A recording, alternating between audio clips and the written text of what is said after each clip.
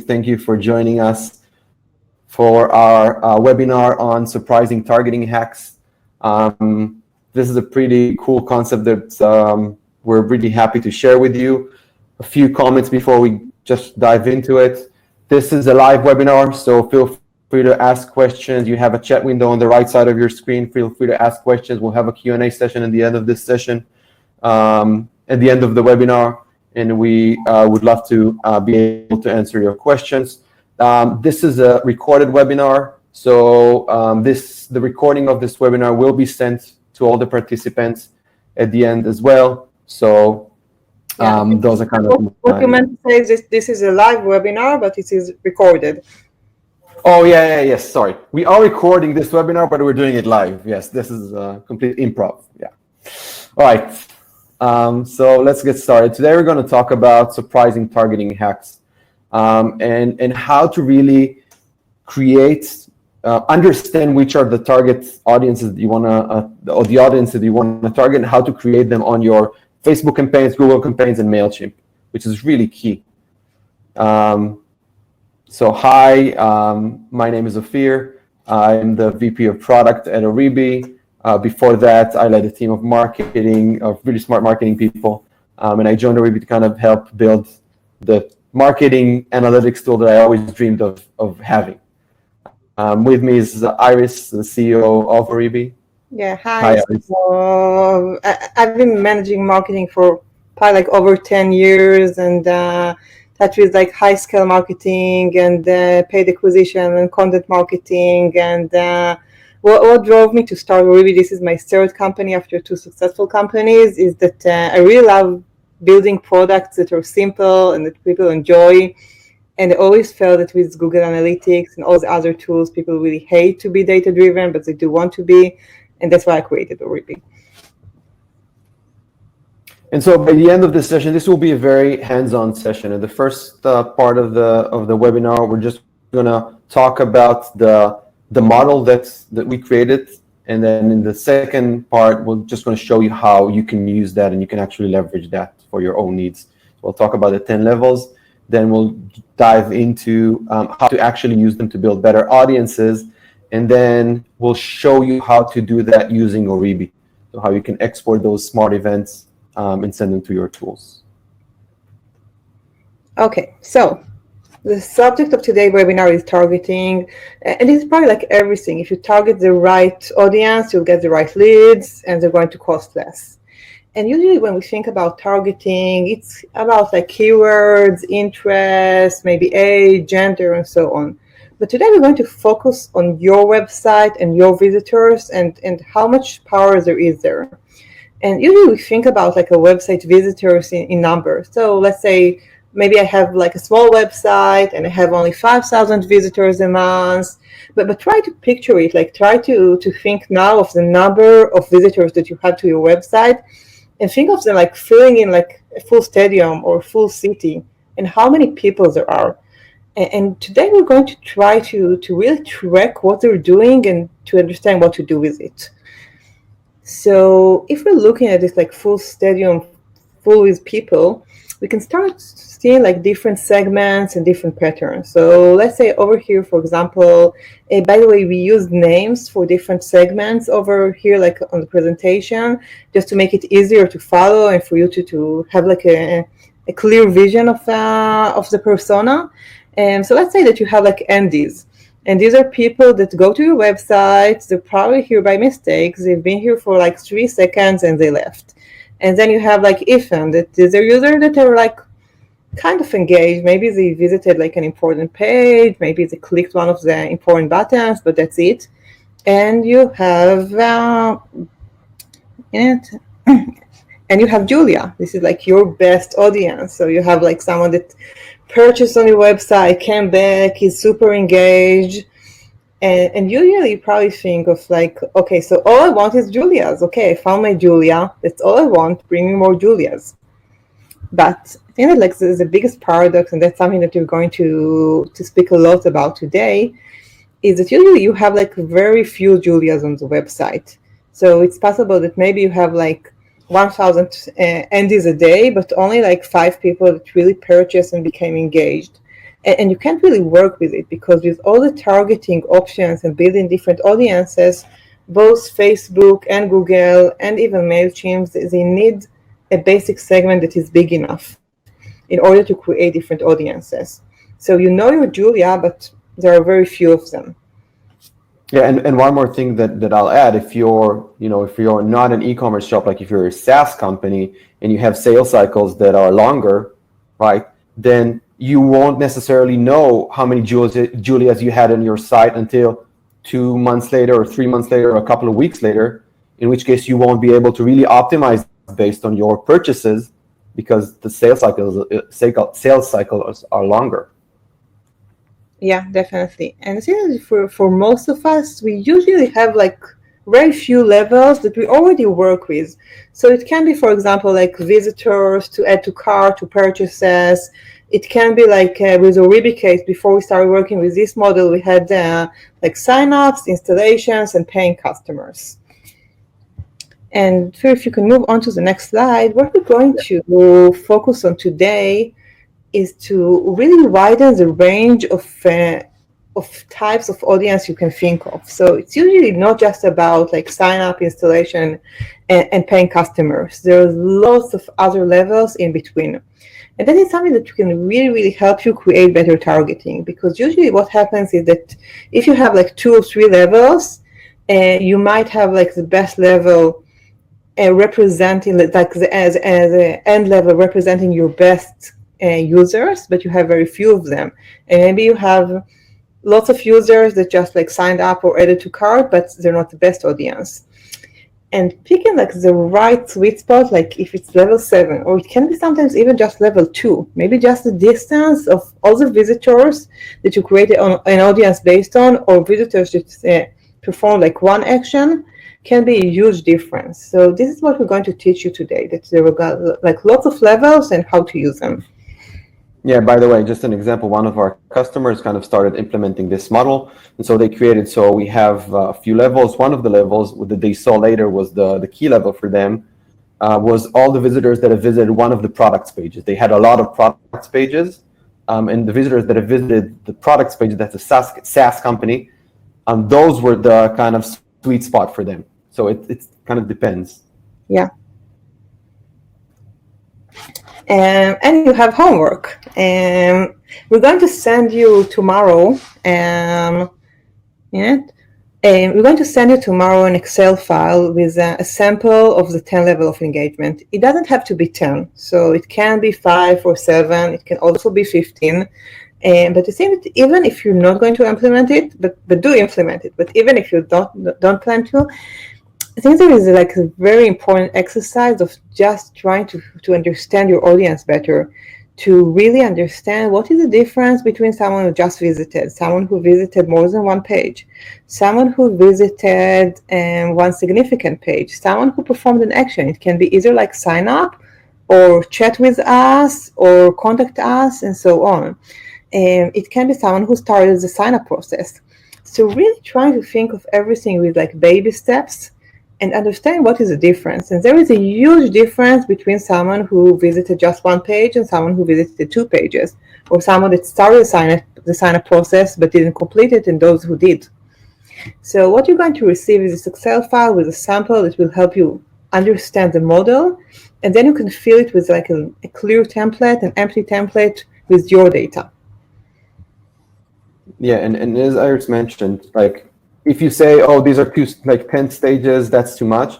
Right now, based on what we see, most companies, and even us before started using this, are using 1 to 3 levels, right? Even if you take this and get to 5 or to 6 or 7, that can make a huge difference and we'll show you that in a second, in how you choose to target the right audience and what are the people that are actually engaged in your website or your e-commerce shop are actually doing. Yeah. Right. Okay, so getting back to the presentation. Now let's start learning how to implement it on Facebook and Google Ads and MailChimp. Let's start with Facebook. So as I mentioned, I think this is like the largest paradox that we have as marketers. We want only the best users, but we have too few of them and you can't really use them. And with Facebook, I guess that probably all of you know the lookalikes concept. So this is, I guess, like the most popular targeting option on Facebook, where you provide Facebook either a list of users or an event that users perform on your website. And Facebook looks for people that are similar. So it can be like people from the same gender, same age, but also like much more advanced correlation. People that visited similar websites, that have similar buying patterns, and so on. So nobody really know how it works, and you don't really know what is happening behind the curtain of Facebook, but it works. And I would say probably like all the successful company that I know, they work with lookalikes. The more data they have, the lookalikes perform better. And I think this is like the real key to understanding Facebook. And as I mentioned, what usually people do is they either do like all the lookalikes of users that are level 1, like visitors to the website, or all the lookalikes of level 10, like all people that purchased on the website. And there are like amazing differences between level 7 and level 8 and level 9 and how Facebook works with them. And we really urge you to try and test all the different levels. And we're going to show you later how you can do it without loss of effort. So over here you can see this is like the seed. So as I mentioned, the seed is like the initial list of users that you provide Facebook, either by uploading emails or by using a Facebook event. And the minimum is 100 users. It's very, very rare that it works well because it's really hard for Facebook to find a correlation between them.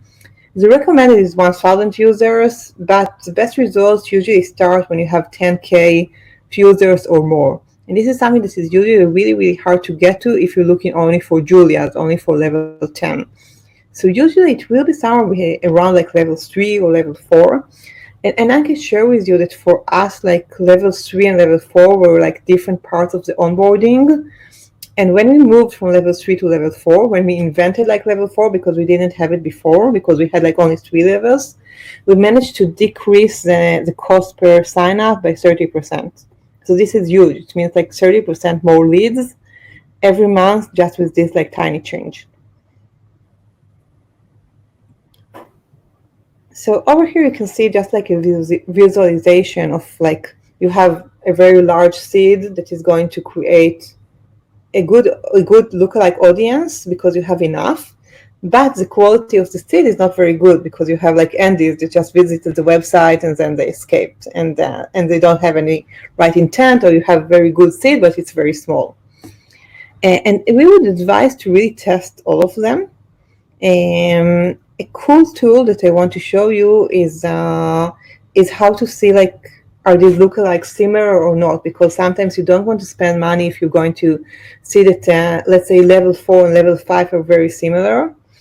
And what you can do is just to enter audiences on Facebook, pick like just check 2 audiences, click on show audience overlap, and then you can see over here, I think that like just a minute, I think that our video is covering it. Let me move us somewhere else. And what you can see over here, this is like you can see that 78% of this audience is similar. By the way, this is pretty rare. So usually you'll see a correlation of like 30%, 40%. But if you see audiences that are very similar, don't try both of them. Start with one of them. If it's working well, test the other one. So Iris, what would you say? What would you say is the sweet spot? So we're trying. So let's say we created these 10 levels, right? Yeah. And we start looking at if they're similar, if there's too much of a correlation between them. What would be the kind of the magic number above which you kind of say you probably don't need to kind of test both? So I would probably say that if you have correlation of over 60%. I would try just one of the audiences. If it's working well, I would try the other one. If not, I wouldn't. Anything below 60%, I would probably try both audiences. Got it. So if you can move to the next slide, over here you can see some kind of a visualization of like the different audiences. And you will see once you test it that some audiences are very similar and some audiences don't have any overlap at all. They have like only like a few percentage of overlap, like the blue circle, like the yellow circle that you see. So in this case, which ones would you kind of break down and try to maybe look at lookalikes for those? So over here, I'll probably try most of them, other than the 3 green ones in the middle that really overlap. I will try just one of them, and probably the 2 green ones, probably in level 8 and level 9. I will try one of them. Got it. Okay, next. And another really cool ability of Facebook is to exclude one audience from the other one. So I can say, you will see that, for example, that paying customers will create a good lookalike, but it will include some people on the lookalike that are very similar to people who just visited the website. So I can say, okay, I want to create a lookalike of level 8, but exclude all people that look alike level 1.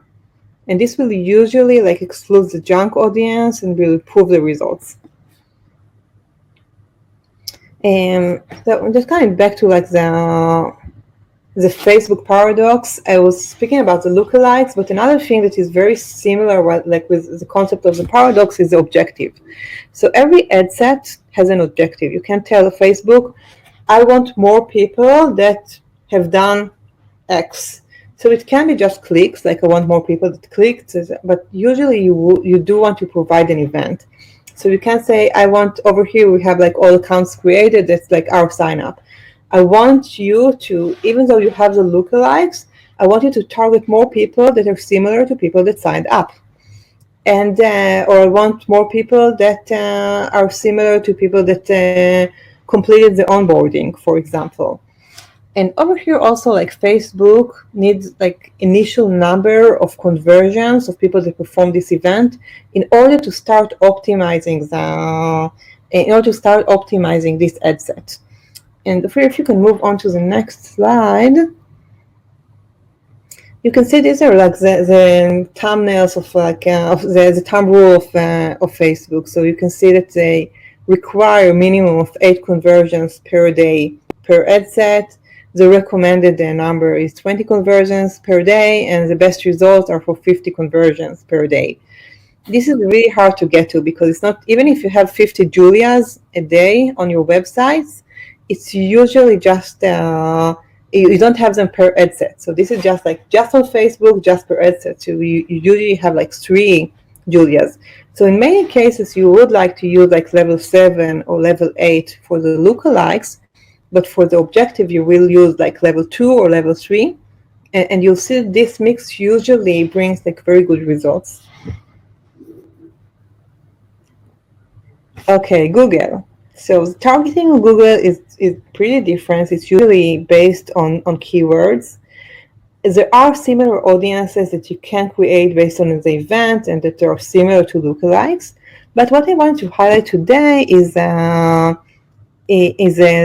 you have the same issue with the conversion action. So as I mentioned, the objective with Google, you can't tell people I do want to show this ad on YouTube or search ad, but I want you to display it only to people that are similar to people that signed up, or only to people that start using the product. And this is a very important part of Google algorithm.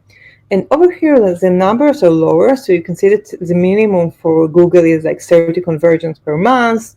The recommended is 200 conversions per month.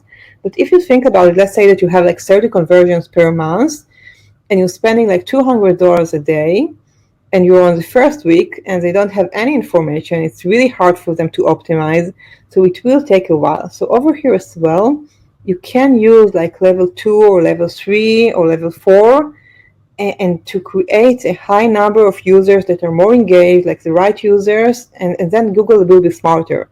And Google will be able to optimize the ads that Google display to the right people. So all you have to do is go to settings on the ad manager, go to conversions, and then you have an option. And this, by the way, is pretty new. And until lately, you could use only the main conversion. So if the main conversion of Oribi is installs, and then you could use just this. But now you have this option of choose conversion actions for this campaign. So So you can have one goal, but you can optimize a certain campaign to a certain conversion. So you can say, for example, that even though my goal is installs, I want the conversion action to be signups, or I want just people that visited more than one page.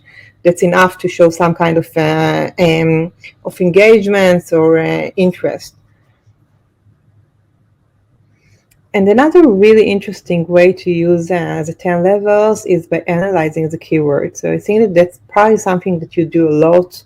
Keywords on Google and YouTube are the key to creating good audiences. But something that you probably see a lot is that in many cases you have lots of clicks, but hardly any conversions. And what's really interesting is to understand what happens in between. And you can't really create a funnel based only on one keyword. So what you can do is to add on the view more levels. So over here you can see just like 3 levels, but it's possible to add also like the 10 levels. And then you can see, for example, that with one keyword, people arrive to the website and left immediately. And this means that maybe you're using like the wrong copy. Maybe you tell them one thing and then they see something different and they leave. But you can see on other keywords that maybe people got almost to the end and only then they left. So maybe over there it's more about like you're not targeting the right people because of pricing, or you need to think about a better funnel. So this is something that is really going to teach you about the intent behind these keywords.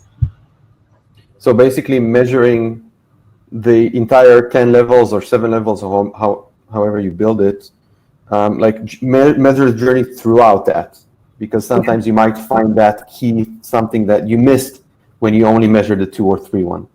Yeah, definitely. So if we're looking at email in general and MailChimp specifically, we kind of looked at how to build better audiences both on Facebook and on Google, but email is probably something that we spend so much time collecting emails. Like we spend so much time in so many campaigns just collecting emails from people. And then we end up just sending the same email to everyone. The same email to the Andes that don't remember who we are, and the same email to Julias who just purchased or are very excited about our product, right? And just thinking about the effect and the impact that breaking it down to levels would have is tremendous. Like if we're looking at the average open rate and I would just add that like we work so hard on collecting each email, and that we have all these like content and videos and pop-ups, and the email list is so precious to us and so important, and we spend like years building it. And then I just send the same email to everybody. We have like people that just signed up 2 years ago. They don't remember who we are. And we have someone that is crazy about our brand and they're just looking for like the next feature or the next coupon. And then we send them something general. And we're surprised that with this like amazing list, we have an open rate of just like 20%. Right. So here we won't dive into how to do that for emails, but just the thought of like segmenting your users based on what they do and their levels is critical. And here's just one example of how we do it in MailChimp. So in this case, this is a case of an e-commerce shop. And what they did was basically they created an audience of all the people, that was their level 6, of all the people that have interacted and opened their shoes launch campaign, right? And then visited their page and then added something to their cart, but have not ordered. So they excluded all the people that have ordered. That way they were able to create an audience for which they can send relevant emails, for example, offers on new campaigns, or hey, you have something in your cart, or anything that they would want to send that's relevant for these people. And if we had this state level 1, we would probably send them emails saying, hey, remember us, this is what we do, or this is what our shop does. Unlike the people who are highly engaged. All right, so we kind of went through the model and we showed you how to do it. And all right, so you understand the model. And now let's say you can even build the 10 levels and you really understand which actions on your website really drive the most conversions. What should we do next? You probably thought to yourself, I probably need to chase a few developers to kind of send that data. How do I really break it down? How do I send it to Facebook? And that's what we're going to show you right now. Yeah, so I guess like knowing what to track is the easy part, but sending it over to Facebook and Google is something that usually requires lots of resources and time, and we know that you don't have it. Yeah, and so to do that, we will show you how it works on Oribi. And this is not, this won't be a full-blown demo of Oribi. We'll just focus on how to make sure you export the right events to your Facebook or Google or MailChimp. So hold on, let me open my Oribi. So in this case, this is how some of our onboarding flow looks like. The first thing we ask you is what describes you best, right? And what we wanted to define here, and what we wanted to do is we wanted to create lookalike audiences that are based on e-commerce, so we can show them relevant ads for e-commerce shops, right? And because Oribi tracks everything that goes on your website automatically without code, so what we did there was we went into Oribi, and again, this is not a demo of Oribi, and we pinned an event, right? And let's say we wanted to create something around e-commerce. Let me look for the events that Oribi tracked that are e-commerce related events. And I can see here, well, it shows me this image. Oribi was automatically tracked this. And yes, this is what I want to send to my platforms. And so in this case, I'll ask Oribi to group it. And I wanted Oribi to kind of show me the e-commerce. And what Oribi found was, hey, I actually found this e-commerce button on a few other pages. That makes sense. I only looked at this landing page, but I wanted to track it on all the other landing pages as well to increase my audience of all the people that are e-commerce, right? And in this case, let me just call this level 6. Fiona, that was the name we gave it, and clicked on e-commerce. Yeah, if you're letting me in the meanwhile to provide like the big picture view of what you've seen just now is that instead of asking a developer to add code to the website and then send it over to Facebook and do it again for Google, what you just saw here is that we automatically detect all the buttons, all the links, all the pages, and then you can just choose it by name, by link, and so on, group it, and we will show you how to export it to Facebook, Google, and MailChimp. Yeah, and Oribi can, again, track all the channels, all the conversion rates from all the channels to this specific action, but this is not what we're showing today. We want to focus on the events, right? And so now I have this group of all the people that have clicked, all the visitors that have clicked on e-commerce. What I would want to do is just start exporting them into Facebook, Google, and MailChimp. And we connected our Oribi to Facebook, Google, and MailChimp. And now all I need to do, instead of chasing developers, I go to clicks, I look for Fiona, go to continue, and that's it. Now I can export it to all the platforms. In this case, I'll just export it to Facebook ads just for the sake of the demonstration. I click on export, and that's it. The event starts populating on Facebook and starts collecting data. So on this, second data is starting to be exported to Facebook, and every time someone is going to click on one of the e-commerce buttons, Facebook is going to know about it, and then you can create lookalikes audiences based on it, and you can set it as an ad set objective. Right, so in my business manager in Facebook, I just go to audiences, right, which I'm here right now. I'll create an audience. I can create a custom audience, and I will choose website, right, because I want to track these audiences based on what they did on my website. And here, I'll look for Fiona, and here are my Fionas, and that's it. Now Facebook is starting to gather all that data, and I can start creating my retargeting audiences, my lookalike audiences, and also show that as optimize the conversion based on that. And that's it. That's all I needed to do. And I can do that for any activity and any action and anything that happens on my website. So another a really easy way to enrich Facebook, to send them more data, to tell them what to build audiences based on. you will see an amazing change if you have like today 1 or 2 events that you send Facebook, or if you have like 10 different events that you send Facebook. And you can also create like interesting groups. So a group can also be like every visitor that clicked on one of the events, like either signed up or clicked on the chat or viewed the video, because all of them represent enough intent or enough engagement for me.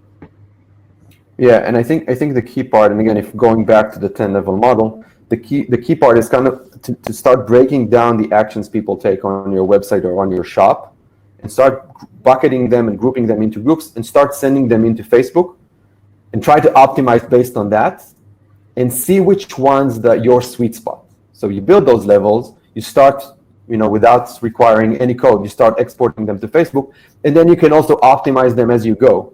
So this is something you can do easily. Another thing that you can do is go to the visitor journey section in Oribi that shows you, all the journeys people take on your website or application, right? It will just show you independent journeys. And by the way, here you can see that the visitor, there it is. This is a long journey, 178 sessions. That's someone very engaged. But what you can also do is, and right now you're seeing anonymous visitors, just because this is an Oribi live account, so we care about the privacy of our customers. We didn't want to share it. But once you integrate your emails, you can also see all the emails of your users here. And what you can do here is you can say, only show me the users that have done something, right? In this case, let's look for our Fiona's again. Sorry. Let's look for our level 6 results. And we can basically choose the results of the people that we want. We want to say, show me only the people that created an account, right? And what then we can do is we can then export that into a CSV and import that into all the platforms that we want. So it's kind of an ad hoc CRM. A lot of our customers use it kind of as ad hoc CRM. It says export all the people that have added something to their cart and did not convert at the end. Or only show me people that have purchased more than twice. I want to send a dedicated campaign. And so you can upload that into your MailChimp account, and you can create lookalikes based on that audience on Facebook and on Google.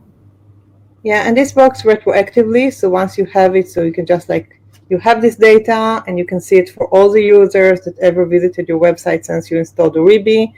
And if we go back, for example, for the e-commerce example where you segmented all the users that declared they're like an e-commerce site, even just using like a different subject line of saying like special deal for e-commerce sites is something that is probably going to change the open rate and click rate by like 50% if people feel that it's for them. And so I think that like with emails, as I mentioned before, this is like the most important list that you have, and every small change in working with segments can bring like amazing results. Exactly. And I think the key here is you need a tool to do that. You need a tool that collects every event in a codeless way, so you don't have to chase the developer every time you make changes to your website, and you need the ability to kind of group those events together and send them easily to your Facebook and to your Google account. Yeah. All right, that was kind of the last part of our live demonstration. On the right side of your screen, now we're going to a Q&A session. On the right, in the meantime, on the right side of your screen, you can see if you would want to help, implementing those 10 levels, schedule a meeting with our conversion experts. You have on the right side, just click on that and you can schedule. And if you're new to Oribi, you're not an Oribi customer yet, feel free to click on that as well and schedule a product tour to see how it works with our conversion experts to show you how to build those stages. All right, moving on to questions. All right, so on what data did you base your users? It's kind of buyer persona? I would say that it's more of like a website activity persona. So it's not really about, let's say that you usually don't have enough as I mentioned, like the idea here is to create baby steps. It's not to create just like two buckets of people that buy like in $50 and people that buy in $200. So it's more about just understanding like how intent do they have. So it can be like someone who looked at products, people that added the product to the cart. It can be people that added a few products. So just to understand like what is the next baby step in order to understand which users have more intent. Got it. All right. Another question. If you're marketing a high-value product, does it make sense then to combine levels 7 to 10 audiences and target all of them together? Peter, do you want to answer? Sure. So it depends, right? It depends on if you mentioned a high value product, that means your 7 to 10 levels will probably be smaller audiences. So then yes, in that case, right, if we mentioned building 7 levels instead of 10 or 6 levels instead of 10, that would make sense. You want to have a group of people that you can start working with that's kind of a minimal group that's big enough. So the answer to that is yes. Yeah, I would also add that on Facebook it's really easy to create lookalikes based on a few events. So you can say like I want a lookalike that is based on users that performed level 7, level 8, and level 9, and then you'll get a lookalike of all of them. So that's also like an important test to try out. All right. And then another question. Can you specify if those conversion numbers remain the same regardless of the product or difficulty of conversion? That was asked about specifically about Facebook ads and the groups on Facebook. Yeah, so I would say that it's very different for each website. So I think like the 10 level is something that is, some people will see like a drop of 90% between level 1 and level 2, others will see a drop of only 10%. And that's why for some website, level 3 is a sweet spot, and for other websites, level 10 is a sweet spot. Yeah, and I would just add that feel free to schedule a call with our conversion experts. They kind of have the benchmarks for your different industries, and they will be able also to share with you a recent study that we did based on our own data. We kind of will show you benchmarks of conversion rates of each kind of individual industry. We will be able to send it later, and also our conversion experts will be able to share it with you as well. Yeah, another question is about the visitor journey feature that you just demoed, and if it's possible to filter them by the time they spend on site. So yes, I think that this is a great question because you can do a lot with it. I think that people that, for example, like create an audience based on people that spend like more than 30 seconds on your website can be very interesting, or people that spend like more than 5 minutes. You can also filter it by number of sessions. So you can say that all the returning customers are a new segment. Perfect. And then another question is if this webinar is being recorded. So it is being recorded, and we will be sending the recording tomorrow. Another question, is there a limit to the number of events that we can export to Facebook and Google? No, I mean, it's usually a lot. Usually you can export like thousands of events every day or 10 of thousands. And I think that, as we mentioned, the more data is the better results. So we do export all the events. There's no sampling or something like that. Every visitor that entered your website and performed an event that you selected, this data is going to be sent to Facebook, Google, or MailChimp. Yeah, and as far as the number of types of events that you can export, you've seen on our Oribi. On Oribi, we export a bunch of events, like at least the 10 levels, and then some more. So that's we also saw like lots of customers that export like 20 or 30 events, and it really helps them to really create like very targeted audiences. So I would say like the more the merrier. Okay, and then another question, I think that's the last one that we have time for. We constantly change our button labels. Does Oribi update the events exported to other platforms? So the answer is yes, that's what Oribi was built for. We kept kind of changing our buttons and kept updating things, that we want a tool that will be able to capture all of that automatically. And so the short answer is yes. Oribi identifies any changes that happen on your website and is able to know that this change is related to the button that was there before, to the action that you grouped before that. So the answer is yes to that. And we have a bunch of other questions that we didn't have time for. So we will be reaching out to all of you that answered questions and we didn't have time to ask questions that we didn't have time to answer. Apologies for that. We do need to wrap up. And a cute tidbit for those of you who started with us with the fun facts. We did say that polar bears can eat, I think, 86 penguins, right, in one sitting. Dan here wrote that his record is 97. Good for you, Dan. Keep at it, or actually don't. Penguins are, pretty they're really animals. good. Yeah. All right. So have a good day or evening, and we're glad you were able to join us. Thank you. Take care. Bye.